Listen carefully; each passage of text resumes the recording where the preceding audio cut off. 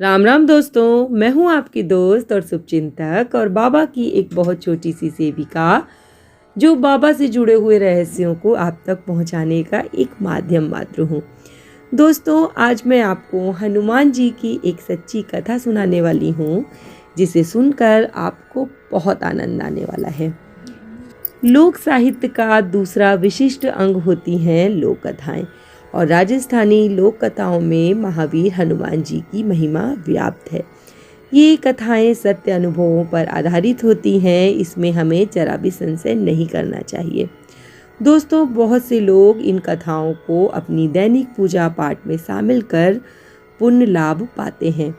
ये कथाएं आपको पुराणों ग्रंथों में तो नहीं मिलेंगी, किंतु पीढ़ी दर पीढ़ी हमारे संस्कारों से गुजरती हुई ये हमारे बीच आज भी स्थित रहती हैं।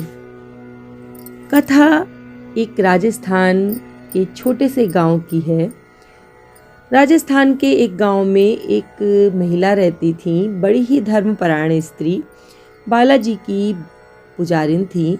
रोज बाबा को भोग लगाना उनकी दिनचर्या का अभिन्न अंग था। जब तक वो बाबा को भोग नहीं लगा लेती थी तब तक कुछ भी ग्रहण नहीं करती थी। उनके गांव के पास जो बालाजी का मंदिर था वहां पर वो रोज जाती थी और जाते वक्त अपने साथ चूरमे का एक लड्डू और दही का भरा हुआ एक कटोरा अपने साथ ले जाना कभी नहीं भूलती।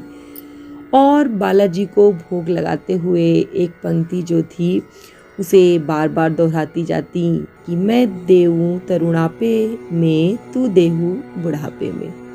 अर्थात मैं तुम्हें जवानी में भोग चढ़ा रही हूँ तो तुम मुझे बुढ़ापे पे भोजन देना। इसी प्रकार उस महिला का जो समय था बीतता चला गया और पता ही नहीं चला कि वो महिला कब जवानी से बुढ़ापे की दहलीज पे आ गई। और दोस्तों, बुढ़ापे के कारण उसे बालाजी मंदिर जाने में अब बड़ी कठिनाई होती थी।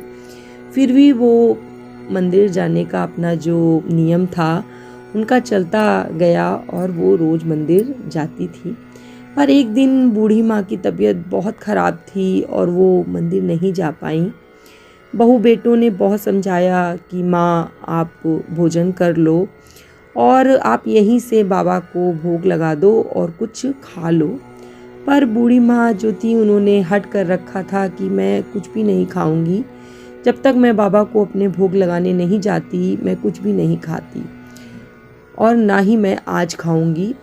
उनके इस हट के कारण बेटे बहू जो थे वो परेशान हो गए, पर बूढ़ी माँ ने अपनी जो ये हट थी वो बंद नहीं की, भूखी ही लेटी रही अपनी खाट पर। 2-3 दिन ऐसे ही बीत गए, उनकी तबीयत और ज़्यादा ख़राब होने लगी। एक रात बूढ़ी माँ अपनी खाट पर लेटी थी, तभी महावीर हनुमान जी स्वयं प्रकट हुए। बूढ़ी माँ को ऐसा लगा कि जैसे उसके सामने कोई खड़ा है और उन्होंने जैसे ही आंखें खोली तो वहाँ स्वयं हनुमान जी हाथ में चूरमे का एक लड्डू और दही से भरा हुआ एक कटोरा लेकर बूढ़ी माँ के समक्ष प्रकट हुए और कहने लगे, तू दियो तरुणापे में, मैं देऊं तो ही बुढ़ापे में। अर्थात तुमने मुझे जवानी में भोग लगाया और तो मैं तुम्हें बुढ़ापे में भोजन देने आ गया।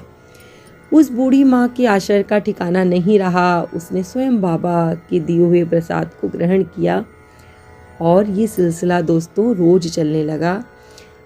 बालाजी रोज उसके घर आते और उसको उसी प्रकार एक चूरमे का लड्डू और दही से भरा हुआ एक कटोरा दे जाते थे। बुढ़िया का जीवन बड़े अच्छे से बीत रहा था, पर पड़ोसियों को इस बात की भनक लग गई कि कोई आता है बूढ़ी माँ को भोजन देने। उन्होंने इसकी शिकायत बूढ़ी माँ के बेटे बहू से की कि पता नहीं कौन आता है तुम्हारे घर में और तुम्हारी माँ को भोजन दे जाता है। बेटे बहू से ये बर्दाश्त नहीं हुआ और उन्होंने अपनी माँ को डांटा कि आपको कौन भोजन देने आता है, जब हम देते हैं तब तो आप नहीं करती हो।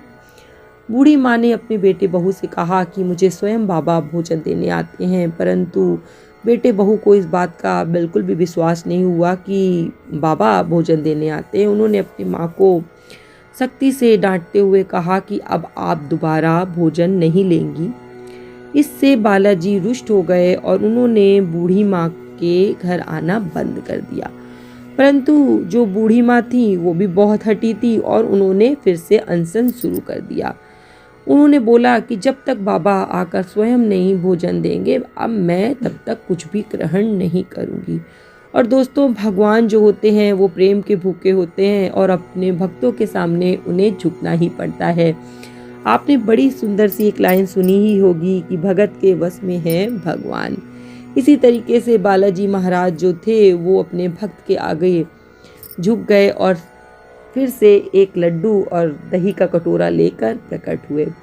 इस चीज़ को जैसे ही लोगों ने देखा, उनके आश्चर्य का ठिकाना नहीं रहा। उन्होंने बुढ़िया के पैर पकड़ लिए और बालाजी के जय जयकार लगाने लगे। आपने सुना, कैसा लगा आपको ये जो कथा थी? अगर आपको पसंद आई हो तो आगे शेयर कीजिएगा और मैं बाबा से प्रार्थना करती हूँ कि बाबा आपके ऊपर अपनी दया दृष्टि इसी तरीके से बनाए रखें और आपकी हर मनोकामना पूरी करें। इसी के साथ जय श्री राम, जय बाबा की।